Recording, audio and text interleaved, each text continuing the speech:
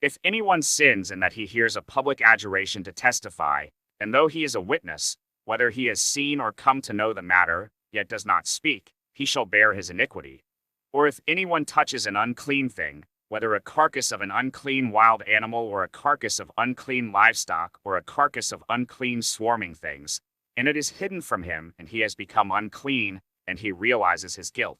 Or if he touches human uncleanness, of whatever sort the uncleanness may be with which one becomes unclean, and it is hidden from him, when he comes to know it and realizes his guilt.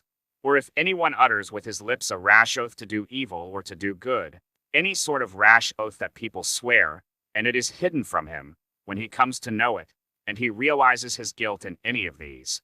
When he realizes his guilt in any of these and confesses the sin he has committed, he shall bring to the Lord as his compensation for the sin that he has committed, a female from the flock, a lamb or a goat, for a sin offering. And the priest shall make atonement for him for his sin. But if he cannot afford a lamb, then he shall bring to the Lord as his compensation for the sin that he has committed 2 turtle doves or 2 pigeons, one for a sin offering and the other for a burnt offering. He shall bring them to the priest, who shall offer first the one for the sin offering. He shall wring its head from its neck, but shall not sever it completely, and he shall sprinkle some of the blood of the sin offering on the side of the altar, while the rest of the blood shall be drained out at the base of the altar. It is a sin offering. Then he shall offer the second for a burnt offering according to the rule. And the priest shall make atonement for him for the sin that he has committed, and he shall be forgiven.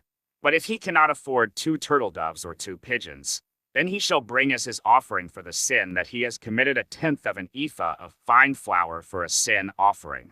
He shall put no oil on it, and shall put no frankincense on it, for it is a sin offering. And he shall bring it to the priest, and the priest shall take a handful of it as its memorial portion and burn this on the altar, on the Lord's food offerings. It is a sin offering. Thus the priest shall make atonement for him for the sin which he has committed in any one of these things, and he shall be forgiven. And the remainder shall be for the priest, as in the grain offering. The Lord spoke to Moses, saying, If anyone commits a breach of faith and sins unintentionally in any of the holy things of the Lord, he shall bring to the Lord as his compensation a ram without blemish out of the flock, valued in silver shekels, according to the shekel of the sanctuary, for a guilt offering. He shall also make restitution for what he has done amiss in the holy thing, and shall add 1/5 to it, and give it to the priest.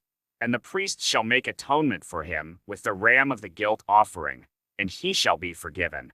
If anyone sins, doing any of the things that by the Lord's commandments ought not to be done, though he did not know it, then realizes his guilt, he shall bear his iniquity. He shall bring to the priest a ram without blemish out of the flock, or its equivalent, for a guilt offering. And the priest shall make atonement for him for the mistake that he made unintentionally, and he shall be forgiven. It is a guilt offering. He has indeed incurred guilt before the Lord.